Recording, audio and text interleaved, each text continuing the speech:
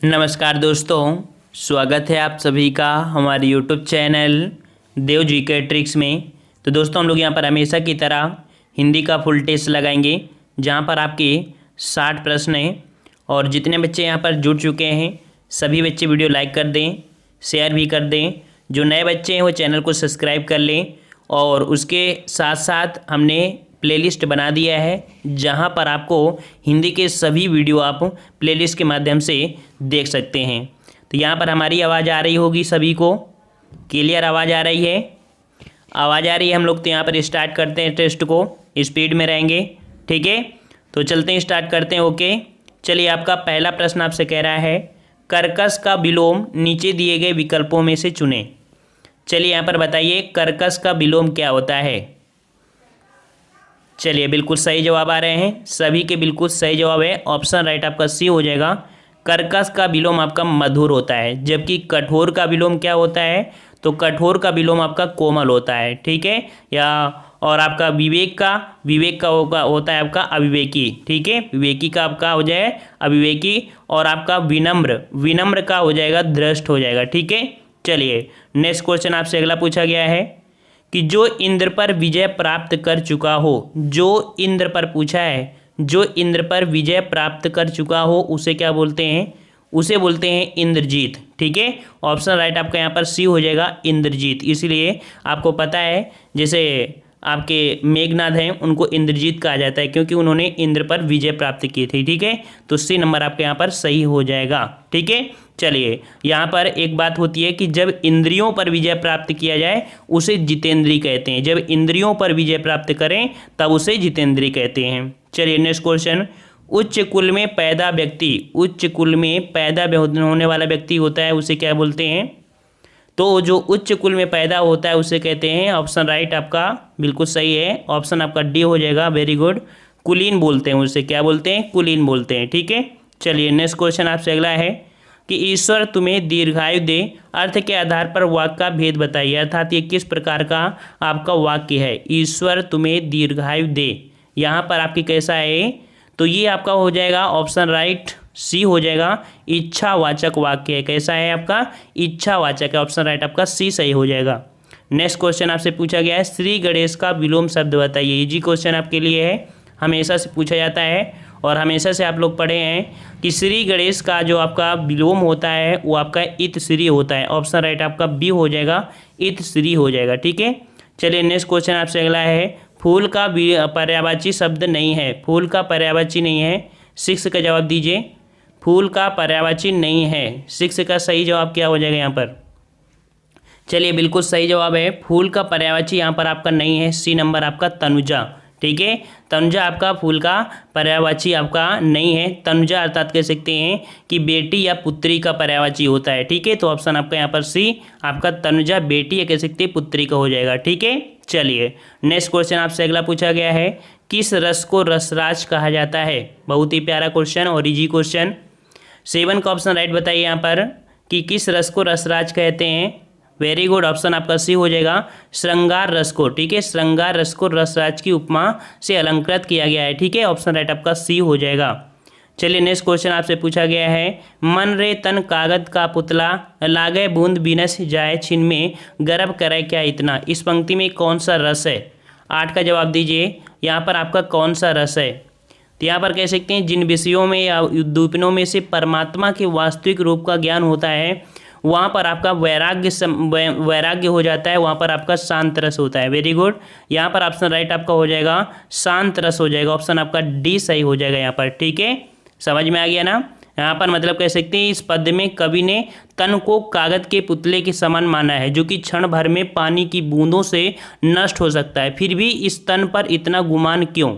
यहाँ पर कवि तन को छोड़कर परमात्मा के प्रति अनुराग पैदा करने को कहा है, ठीक है। अर्थात इस पद में क्या है? शांत रस है।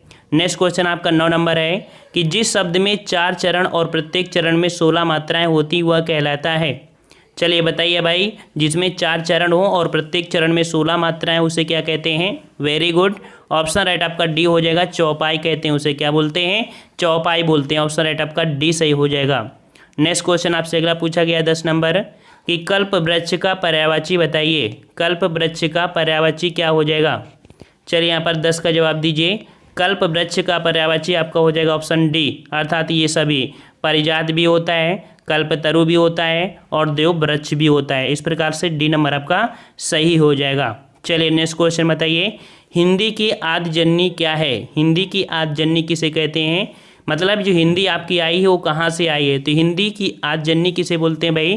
तो ये बोलते हैं आपकी संस्कृत को। ऑप्शन राइट आपका बी हो जाएगा। मतलब कि सर्वप्रथम आपकी संस्कृत आई थी, संस्कृत के बाद आपकी पाली भाषा आई, प्राकृत भाषा आई, फिर आपकी अपभ्रंश आई, फिर आपकी हिंदी, और हिंदी कहाँ से निकल के आई? आपके संस्कृत से। इसलिए संस्कृत की जननी किसे कहते हैं? हिंदी को कहते हैं। ठीक है, तो इस प्रकार से ऑप्शन राइट आपका बी सही हो जाएगा।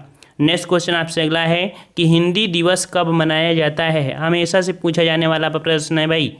यहाँ पर अगर इसे नहीं बताए तो बिल्कुल बेकार हो, समझ लीजिए। चलिए 12 का यहाँ पर बिल्कुल सही जवाब है आपका बी नंबर हो जाएगा। 14 सितंबर को हिंदी दिवस के रूप में मनाया जाता है। ऑप्शन आपका बी सही हो जाएगा।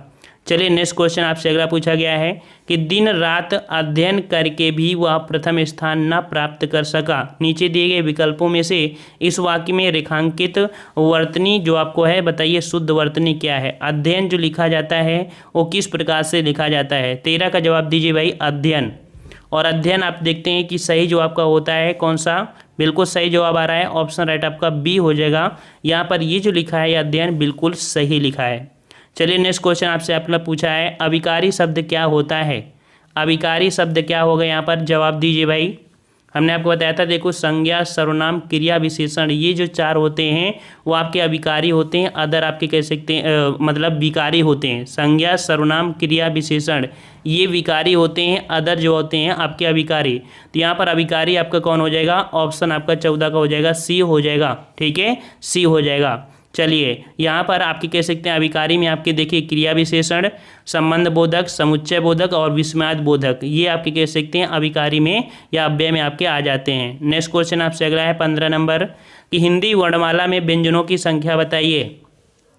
चलिए यहाँ पर हिंदी वर्णमाला में व्यंजनों की संख्या कितनी होती है? 15 का बिल्कुल सही जवाब आ रहा है, ऑप्शन आपका सी हो जाएगा। यहाँ पर 33 होती है। याद रखिएगा कि हिंदी वर्णमाला में व्यंजनों की संख्या कितनी होती है? 33 होती है। ठीक है, नीचे आपका यहाँ पर 16 से 20 तक आपका यहाँ पर काव्यांश दिया गया है, और काव्यांश को हम आपको बाद में सॉल्व कराएंगे एग्जाम में। ठीक है, अर्थात एग्जाम के समय यहाँ पर हम लोग फोकस कर रहे हैं ग्रामर पोर्शन पर। तो यहाँ पर आपका 19 नंबर जो आपका कह रहा है पाहन शब्द का पर्यायवाची बताइए। पाहन शब्द का पर्यायवाची 19 का जवाब दीजिए। पाहन का पर्यायवाची क्या होता है? और आप लोग पर्यायवाची पढ़ते रहिए भाई। पाहन का शाब्दिक अर्थ आपका पत्थर, अर्थात यहाँ पर जो आपका जवाब हो जाएगा ऑप्शन आपका सी हो जाएगा। ठीक है, 19 का ऑप्शन सी सही हो जाएगा। नेक्स्ट क्वेश्चन आपसे अगला पूछा गया है कि कवि के अनुसार किस प्रकार का जीवन व्यर्थ है? कवि के अनुसार किस प्रकार का जीवन व्यर्थ है? 20 का जवाब दीजिए यहाँ पर भाई। चलिए तो यहाँ पर 20 का जवाब आने शुरू हो गए हैं। यहाँ पर ऑप्शन राइट आपका जो हो जाएगा 20 का वो आपका हो जाएगा बी कि समझौतावादी। ठीक है, समझौतावादी। नेक्स्ट क्वेश्चन, इस समास में पहला पद संख्यावाचक होता है, अर्थात ऐसा कौन सा समास है जिसका पहला पद संख्यावाची होता है? 21 का जवाब दीजिए यहाँ पर। तो भाई 21 का ऑप्शन राइट आपका सही क्या हो जाएगा? बिल्कुल सही जवाब आ रहा है, ऑप्शन राइट आपका बी हो जाएगा। यहाँ पर द्विगु समास होता है जिसका पहला पद क्या होता है? संख्यावाची होता है। चलिए राजपुत्र में कौन सा समास है? 22 का जवाब दीजिए यहाँ पर सभी बच्चे। चलिए बिल्कुल सही जवाब है। राजपुत्र में जो आपका समास है वो आपका तत्पुरुष समास है। क्या है? तत्पुरुष और संबंध है, अर्थात कह सकते हैं राजा का पुत्र। ठीक है, राजा का पुत्र, ये आपका संबंध तत्पुरुष हो जाएगा। चलिए नेक्स्ट क्वेश्चन आपका दिया गया है यहाँ पर 23 से 24, जो कि प्रत्येक 4 विकल्पों में से बेमेल शब्द को आपको छांटना है, अर्थात यहाँ पर एक कोई आपका असमान होगा। तो यहाँ पर आपका दिया है 23 नंबर में, कह रहा है आपसे समस्या, खेद, कठिनाई, जटिलता। तो समस्या, कठिनाई और जटिलता ये आपके एक हैं, लेकिन खेद यहाँ पर आपका कह सकते हैं तो इसमें अलग हो जाएगा। ठीक है, अर्थात कह सकते हैं किसी काम के परेशानियों को दर्शाता है, जबकि खेद इनमें से आपका भिन्न है। ठीक है ना, तो इस प्रकार से बी सही जवाब आपका यहाँ पर हो जाएगा। नेक्स्ट क्वेश्चन आपसे अगला पूछा गया है, यहाँ पर कह सकते हैं कि इनमें से आपको बेमेल छांटना है। दिया है घर, परिवार, परिजन और आपके बच्चे। तो यहाँ पर देख सकते हैं कि परिवार, परिजन तथा बच्चे ये रिश्तों को दर्शाता है, जबकि घर इनमें से आपका भिन्न हो जाएगा। तो ऑप्शन राइट आपका ए सही हो जाएगा, जिसका जवाब ए आया है बिल्कुल सही जवाब है। चलिए 25 का जवाब दीजिए। जिस समास का पूर्व पद अर्थात पहला पद प्रधान हो उसे कौन सा समास कहते हैं। यहाँ पर 25 का जवाब देना है। जिसका पहला पद प्रधान हो उसे क्या कहते हैं अर्थात कौन सा समास होता है। वेरी गुड, ऑप्शन राइट आपका यहाँ पर ऑप्शन सी हो जाएगा। अव्ययी भाव समास होता है। ठीक है, अव्ययी भाव समास होता है। जैसे आपका प्रतिदिन होता है तो प्रति यहाँ पर आपका प्रधान हो जाता है। ठीक है, चलिए नेक्स्ट क्वेश्चन आपका दिया है कि दिए गए भक्ति काव्य के प्रमुख कवि कौन हैं। यहाँ पर देख सकते हैं 26 नंबर कि दिए गए विकल्पों में से निर्गुण भक्ति काव्य के प्रमुख कवि आपकी कौन से हैं। तो जवाब आपका 26 का क्या हो जाएगा।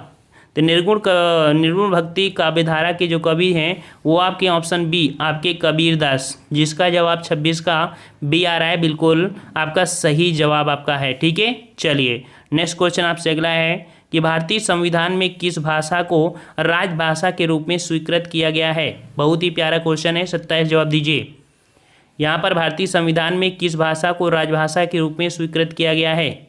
तो बिल्कुल सही जवाब आ रहा है। ऑप्शन राइट आपका सी हो जाएगा। याद रखिए संविधान के भाग 17, ठीक है, भाग 17 के अनुच्छेद 343 के अनुसार संघ की राजभाषा हिंदी व लिपि क्या होगी आपकी देवनागरी होगी। ठीक है, चलिए नेक्स्ट क्वेश्चन आपका 28 है। यहाँ पर कामायनी महाकाव्य के रचयिता कौन है। 28 का जवाब दीजिए। कामायनी महाकाव्य की रचयिता कौन हो जाएंगे यहाँ पर। वेरी गुड, बहुत सही, बिल्कुल सही जवाब आ रहा है सभी का। ऑप्शन राइट आपका यहाँ पर सी हो जाएगा, जयशंकर प्रसाद। ठीक है, जयशंकर प्रसाद आपके यहाँ पर हो जाएंगे। चलिए नेक्स्ट क्वेश्चन का आते हैं। क्वेश्चन आपसे अगला है कि पृथ्वीराज रासो किस काल की रचना है। पृथ्वीराज रासो किस काल की रचना है। 29 जवाब दीजिए। तो यहाँ पर बिल्कुल सही जवाब है। काफ़ी अच्छी तैयारी हो चुकी है, इससे पता चलता है।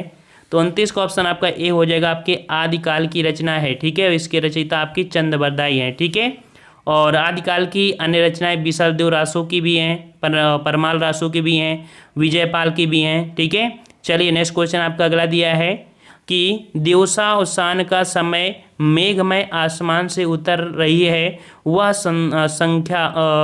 संख्या सुंदरी परी सी धीरे धीरे धीरे में कौन सा अलंकार है। 30 में आपसे पूछा है अलंकार कौन है। तो यहाँ पर देख सकते हैं कि जिस पंक्ति में निर्जीव वस्तु का वर्णन सजीव मानव की तरह किया जाए, वहाँ पर आपका निर्जीव वस्तु का मानवीकरण कर दिया जाए, वहाँ पर आपका मानवीय अलंकार होता है। तो यहाँ पर आपका जवाब हो जाएगा आपका डी मानवीय अलंकार। और हमने बताया भी है कि ये प्रश्न आपका बहुत बार रिपीट हुआ है। कुछ प्रश्नों को आप रट लीजिए ताकि आपको अलंकार में दिक्कत ना हो। रटना पड़ेगा, आप कुछ रट लीजिए तो आपको दिक्कतें थोड़ी से कम हो जाएंगी। ठीक है, क्योंकि जो बार बार रिपीट होते हैं उनमें गलतियां कर दोगे तो फिर अच्छी बात नहीं है। चलिए नेक्स्ट क्वेश्चन का आपसे पूछा गया है, जवाब यहाँ पर देना है कि हिंदी शब्दकोश में छा का क्रम किस वर्ण के बाद आता है। चलिए 31 का सही जवाब क्या हो जाएगा। बिल्कुल सही जवाब है। यहाँ पर 31 का ऑप्शन राइट आपका हो जाएगा ए नंबर, का के बाद आता है। ठीक है, किसके बाद आपके का के बाद आता है। ठीक है, चलिए नेक्स्ट क्वेश्चन आपका दिया है खग जाने खग की भाषा लोकोक्त का उचित अर्थ नीचे दिए गए विकल्पों में से बताइए। खग जाने खग की भाषा 32 का सही जवाब क्या हो जाएगा।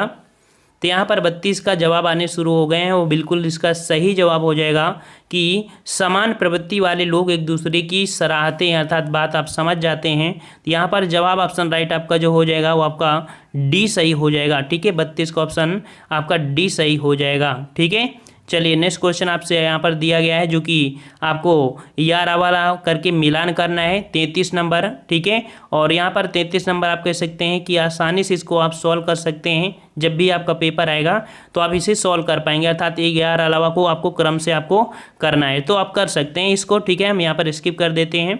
चलिए 34 का जवाब दीजिए कि अक्ल का दुश्मन मुहावरे का अर्थ बताइए। अक्ल का दुश्मन, यहाँ पर 34 का सही जवाब क्या हो जाएगा। तो भाई अक्ल का दुश्मन मुहावरे का सही अर्थ होता है महामूर्ख। यहाँ पर जवाब हो जाएगा कौन सा, अक्ल का दुश्मन आपका हो जाएगा 34 का ऑप्शन आपका सी हो जाएगा, महामूर्ख हो जाएगा। ठीक है, चलिए नेक्स्ट क्वेश्चन आपका दिया गया है यहाँ पर 35 नंबर कि वाक्य के अशुद्ध भाग अर्थात जो त्रुटि पूर्ण भाग है उसका चयन करना है। यदि कोई त्रुटि ना हो तो आपको डी चिन्हित करना है।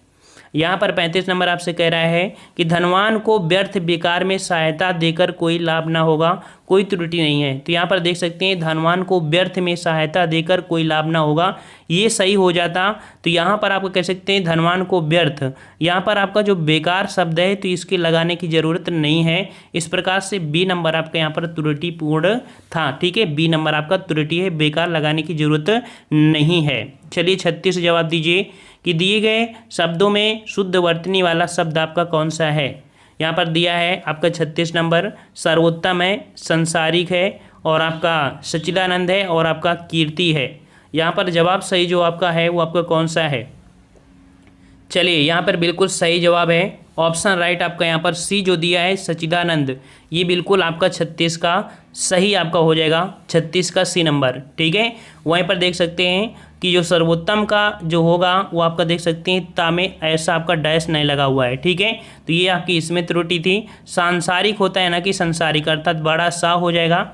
और कीर्ति यहाँ पर का दिया गया है, तो जो कि कीर्ति आपको कह सकते हैं छोटी कीर्ति होता है। ठीक है, ता में छोटी की मात्रा आपकी होगी, तो इस प्रकार से ये त्रुटियाँ इसमें थी। चलिए अगला है कि उपसर्ग का प्रयोग होता है। चलिए यहाँ पर जवाब दिए 37 नंबर, उपसर्ग का प्रयोग होता है। काफ़ी बच्चे इस प्रश्न का भी जवाब गलत देंगे। चलिए यहाँ पर 37 का सही जवाब क्या हो जाएगा। यहाँ पर शब्द के आदि में होता है। आदि मतलब होता है प्रारंभ, याद रखिएगा। आदि का मतलब लास्ट मत सोचना, ठीक है ना। तो जो यहाँ पर कह सकते हैं कि आदि का मतलब आपके स्टार्टिंग में होता है। ठीक है, तो आंसर आपका ए सही हो जाएगा। नेक्स्ट क्वेश्चन आपसे अगला है, मिठास शब्द में किस प्रत्यय का प्रयोग हुआ है। मिठास शब्द में किस प्रत्यय का प्रयोग हुआ है, 38 का जवाब दीजिए। चलिए यहाँ पर 38 का जवाब आने शुरू हो गए हैं और बिल्कुल सही जवाब है। मिठास में जो आपका है तो आस प्रत्यय आपका जुड़ा है, सी नंबर आपका सही जवाब आपका हो जाएगा। नेक्स्ट क्वेश्चन आपसे अगला पूछा गया है कि सत्याग्रह का सही संधि विच्छेद बताइए। सत्याग्रह का सही संधि विच्छेद क्या होगा।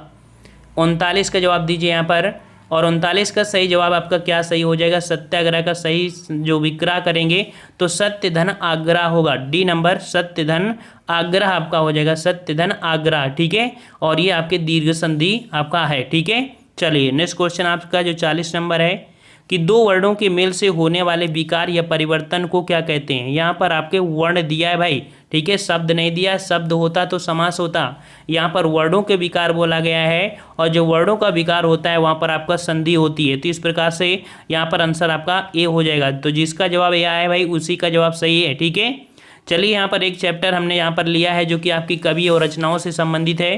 ठीक है ना, तो यहाँ पर काफ़ी बच्चे कह रहे थे कि जो आपके साहित्य को है उसको भी इन्वॉल्व कर दीजिए, अर्थात मिला दीजिए उसी में। तो यहाँ पर आपका दिया है, केशव कही न जाए का कहिए, देखत तब रचना विचित्र अति, समुझ मन ही मन रहिए। किस कवि की पंक्ति है। ये पंक्ति जो लिखा है ये किसने लिखा है, यहाँ पर आपको जवाब देना है। तो 1 का यहाँ पर जवाब हो जाएगा आपके तुलसीदास। ठीक है, ये पंक्ति किसकी है रट लीजिएगा, यह आपकी पंक्ति तुलसीदास की है। ऑप्शन राइट आपका बी हो जाएगा।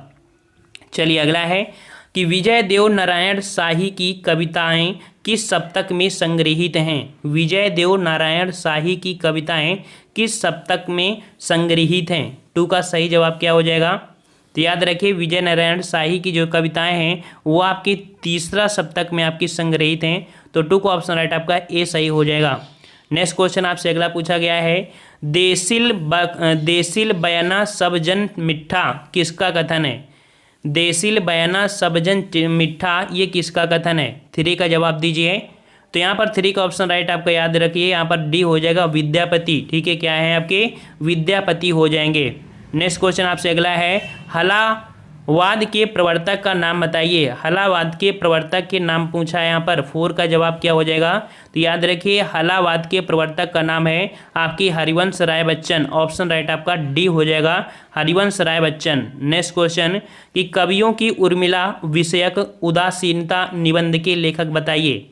कवियों की उर्मिला विषयक उदासीनता, इस निबंध के लेखक आपके कौन है। ये लेखक है आपके महावीर प्रसाद द्विवेदी। तो 5 का जवाब यहाँ पर सी हो जाएगा। नेक्स्ट क्वेश्चन आपका अगला है, यहाँ पर कुछ आपकी पत्रिकाएं हैं जो कि आपकी सर्वप्रथम आपकी कह सकते हैं क्रम से आपकी आई हैं। तो पत्रिकाओं का जो सही क्रम है, इनके संपादित होने का सही क्रम है, वो आपकी कौन सी क्रम है। तो यहाँ पर देखिए याद रखिएगा, सबसे पहले आपकी कवि वचन सुधा आई थी, फिर सरस्वती, फिर इंदु, फिर आपकी हंस। तो यहाँ पर जवाब आपका हो जाएगा बी नंबर। तो रट लीजिए, ये क्रम आपका यहाँ पर सही हो जाएगा। ठीक है, यहाँ पर आपका दिया गया है कि कुछ कृतियाँ हैं और कृतिकारों का आपका यहाँ पर सुमेलित आपको करना है 7 में। ठीक है, तो यहाँ पर आपका जो सही जवाब हो जाएगा तो आपका कह सकते हैं ईश्वर की अध्यक्षता में। ईश्वर की अध्यक्षता में ये जो लिखा है आपके उदय प्रकाश ने लिखा है, ठीक है, यूसर की अध्यक्षता में उदय प्रकाश ने। और वहीं पर देखा जाए कि अबूतर कबूतर ये आपके श्रीकांत वर्मा ने। और कह सकते हैं कि आत्मा के विरुद्ध ये आपके लीलाधर जगूड़ी हैं। और जल सागर ये जो आपका है ये कह सकते हैं आपके, सॉरी यहाँ पर थोड़ा सा आपकी कह सकते हैं त्रुटिपूर्ण है, यहाँ पर कह सकते हैं 1 2 3 4 5 और यहाँ पर आपका 1 2 5, तो भाई ये आपका थोड़ा सा त्रुटिपूर्ण है, रहने दीजिए इसको, ठीक है। वैसे इसका ए नंबर सही था, अगर मिलान कर पाए तो आप कर सकते हैं, ये त्रुटिपूर्ण है आपका।